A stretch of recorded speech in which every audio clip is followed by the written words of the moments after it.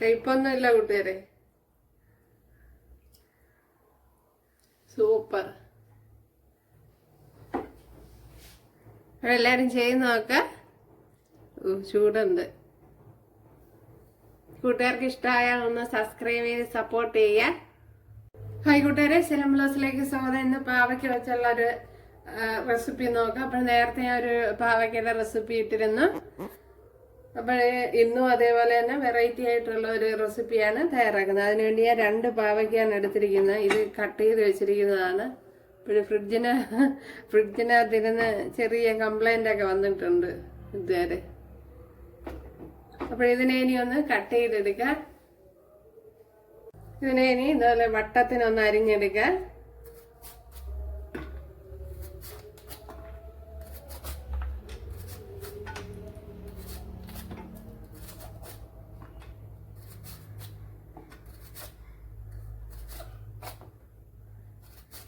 അപ്പൊ ഇതേപോലെ ഒന്ന് അരിഞ്ഞു കൊടുക്കാം. ഇതിന്റെ സീഡ്സ് മാറ്റി കൊടുക്കണം, അതായത് കുരു എടുത്ത് മാറ്റി കൊടുക്കണം, അല്ലെങ്കിൽ ഭയങ്കര കയ്പായിരിക്കും. പാവയ്ക്കെല്ലാം ഞാൻ ഇതേപോലെ കട്ട് ചെയ്തെടുത്തോണ്ട് വന്നിട്ടുണ്ട് കൂട്ടുകാരെ. അപ്പോഴിത് ഫ്രിഡ്ജിലിരുന്ന് അതിന്റെ കളറ് മാറി. ഓക്കെ, അപ്പോഴിതിലേക്ക് കുറച്ച് ഉപ്പ് ചേർത്ത് കൊടുക്കാം.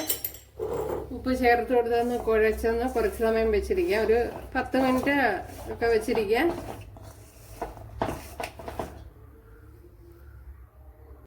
അപ്പോൾ ഇവിടെ പാവയ്ക്കെല്ലാം പിഴിഞ്ഞെടുത്തിട്ടുണ്ട്. ഉണ്ടല്ലേ കൂട്ടുകാരെ? എന്താ എൻ്റെ വെള്ളം.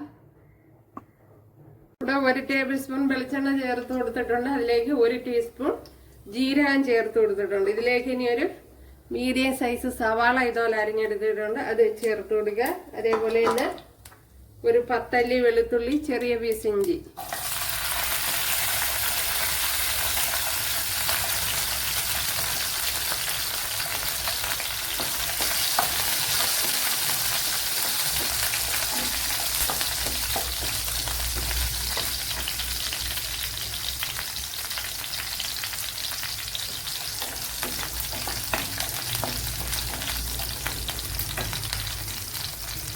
ഒരു മീഡിയം സൈസ് സവാള ഇതേപോലെ അരിഞ്ഞെടുത്തിട്ടുണ്ട്, അത് ചേർത്ത് കൊടുക്കുക.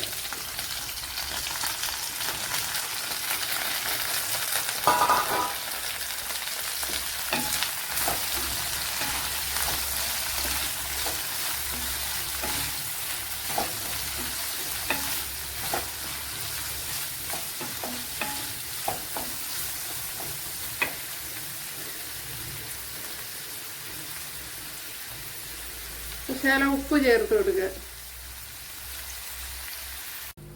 ഇനി ഇതിലേക്ക് മീഡിയം സൈസ് ഒരു തക്കാളിപ്പഴം ഇതേപോലെ കട്ട് ചെയ്തെടുത്തിട്ടുണ്ട്, അത് ചേർത്ത് കൊടുക്കുക.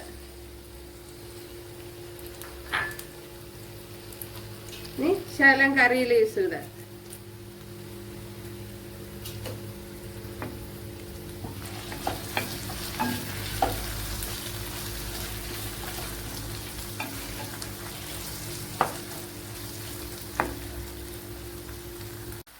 ഇതിലേക്ക് ഒരു 2 ടേബിൾ സ്പൂൺ മല്ലിപ്പൊടി, അതായത് കോറിയാൻഡർ പൗഡർ,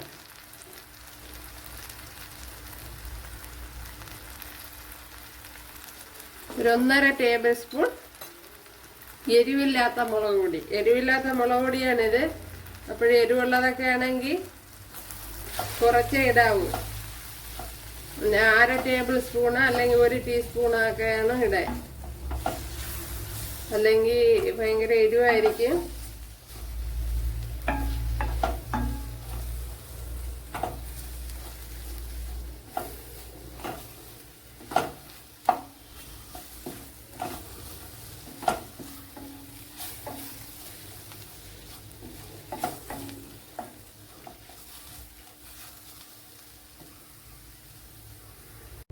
ഇവിടെ 1 ടേബിൾ സ്പൂൺ വെളിച്ചെണ്ണ ചേർത്ത് കൊടുത്തിട്ടുണ്ട്. ഇതിലേക്ക് ഒരു 2-3 ഉലുവ ചേർത്ത് കൊടുത്തിട്ടുണ്ട്. ഒരുപാടൊന്നും ചേർത്ത് കൊടുക്കണ്ട, കയ്പുണ്ടാവും. ഞാൻ 3-4 ചേർത്തിട്ടുള്ളത്. ഓക്കെ, അതിലേക്ക് ഇനി ഒരു 2 പച്ചമുളകും ഒരു 15 അല്ലി കുഞ്ഞുള്ളി എടുത്തിട്ടുണ്ട്. 15 പീസ് കുഞ്ഞുള്ളി എടുത്തിട്ടുണ്ട്.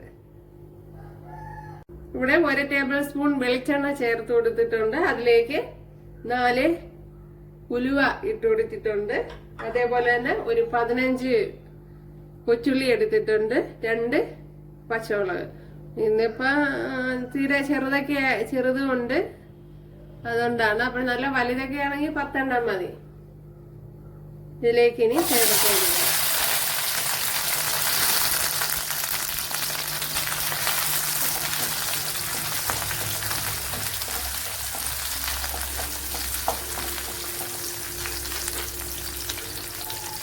ശകലം കറിയിൽ വെച്ചൂടെ ഇട്ട് കൊടുക്കാം.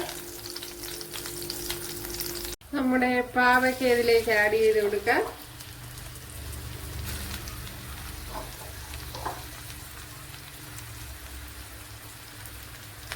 പാവയ്ക്കയിലെ ഉപ്പിന്റെ വെള്ളമൊക്കെ ഞാൻ പിഴിഞ്ഞ് കളഞ്ഞിട്ടുണ്ട്.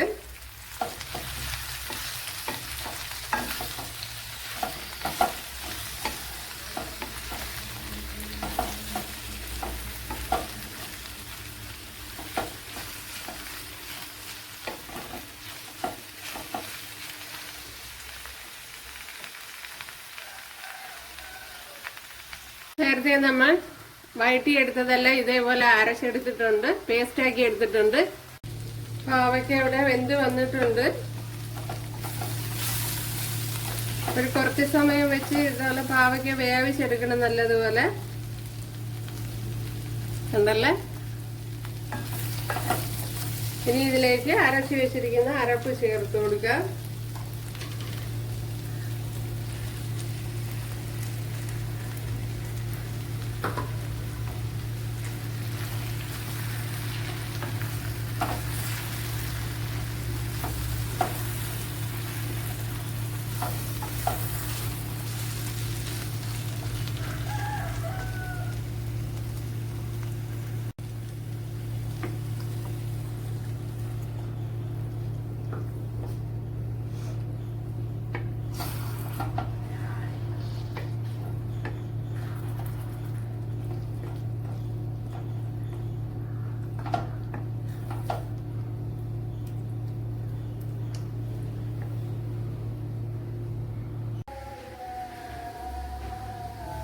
ഉപ്പ് ചേർത്ത് കൊടുക്കുക. ശകലം കുരുമുളക് പൊടി ചേർത്ത് കൊടുക്കുക. അപ്പോഴും നല്ലതുപോലെ തിളച്ച് ഓയിലൊക്കെ തെളിഞ്ഞിട്ടുണ്ട്. ഇനി ഇതിലേക്ക് ശകലം പുളിവെള്ളം ഒഴിച്ചു കൊടുക്കുക. ഒരു നെല്ലിക്കയുടെ വലുപ്പത്തിലുള്ള പുളിയാണ് എടുത്തത്. അതും കൂടെ ചേർത്ത് കൊടുക്കുക.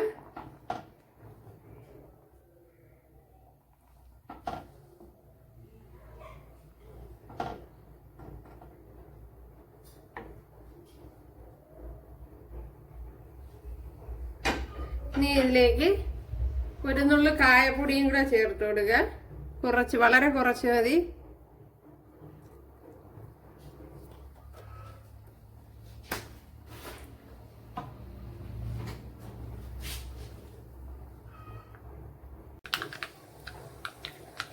പിന്നെ കടുക് ചേർത്ത് കൊടുത്തിട്ടുണ്ട്. അതിലേക്ക് ഒരു കുഞ്ഞുള്ളി ചേർത്ത് കൊടുക്കാം.